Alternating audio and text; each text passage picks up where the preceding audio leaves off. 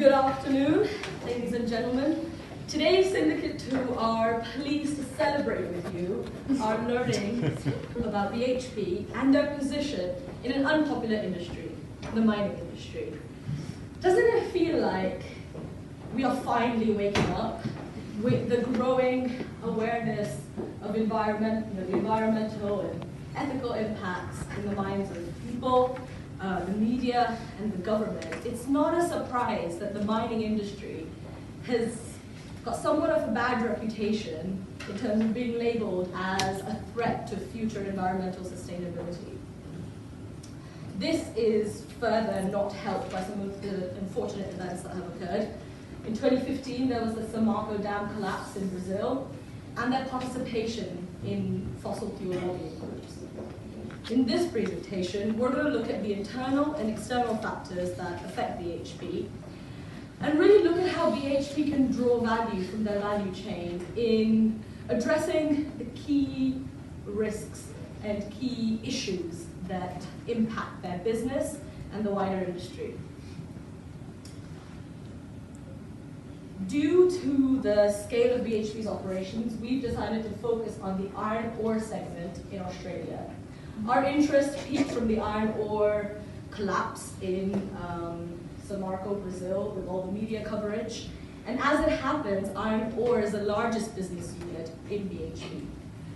In 2019, they produced 238 million tons of iron ore, which accounted for 48% of their business. Iron ore is used to make steel, so structural steel for building and bridges, and stainless steel for appliances, etc. Iron ore is predominantly found in the Pilbara region in Western Australia. BHP have an integrated system of processing hubs here. They have mines, rail infrastructure, and port facilities, which they interestingly share with one of their main competitors, Rio Tinto. Another big competitor in iron ore Australia is FMG.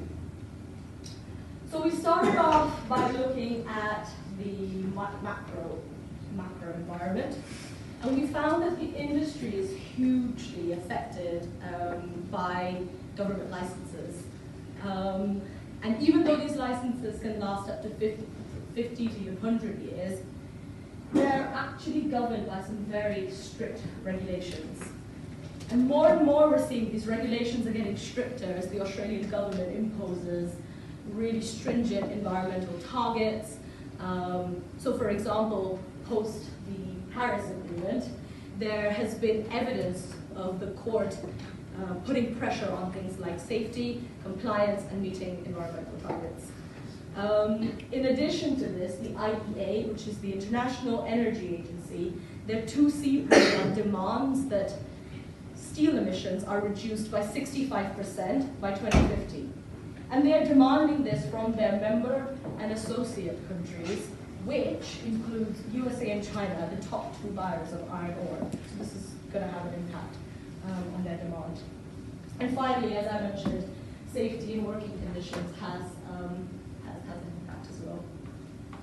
So then we looked at the microenvironment using Porter's 5 forces framework, and we found that the supply of power is high because governments have a strong bargaining power. They have the ability to grant access to mining and exploration rights, as well as access to energy and water supplies. The buyer power is medium because consolidated buyers have high bargaining power. However, once you're in the contracts are long-term, so the switching costs are high, so that brings that down a little bit. Threat of new entrants is low because of the significant upfront capital investment, which can range from $160 to $240 per metric ton, as well as the fact that new entrants need to establish strong relationships with the government and suppliers, which can be a challenge. Threat of alternatives is also low because scrap steel production is simply not big enough to meet iron ore production, nor is it big enough to meet the steel demand at the moment. However, there are some other alternatives, more expensive, like aluminium, carbon fiber, other lightweight materials, which are emerging into the market, which is interesting to keep an eye on. So where does this leave the rivalry? is high between the three competitors, particularly who are operating in the oligopoly. And their low-cost strategic positioning means that these competitors really need to focus on maintaining operational effectivity and cost discipline. In today's breaking news, following the untimely and heroic death of Tony Stark, better known as Iron Man, the world was filled with gloom at the dying prospect of future technology and digital disruption. Well, we now have exclusive news that Stark Industries have handed over their coveted technology, JARVIS, to a young and pioneering startup, JARVIS Enterprises. So, the big question lies, who are Tony Stark's successors and what do they have to offer? Well, let's find out. Inspired from the supercomputer built by the greatest mind of recent times, JARVIS is armed with the most advanced and pioneering technology of our time. Their strategic mission is to simplify complexity by delivering premium and innovative hardware with industry-leading performance-driven software and top-notch services. They've chosen to focus on Mercedes, innovator, and traveler customer segments. That's the smaller, high-margin segments, and they're looking to get into the largest geographic markets, even if that's more expensive. They want to be the pioneer, take the lead and keep it, sidestep the competition whenever possible. They want to be the technology leader and be the highest service provider in the market.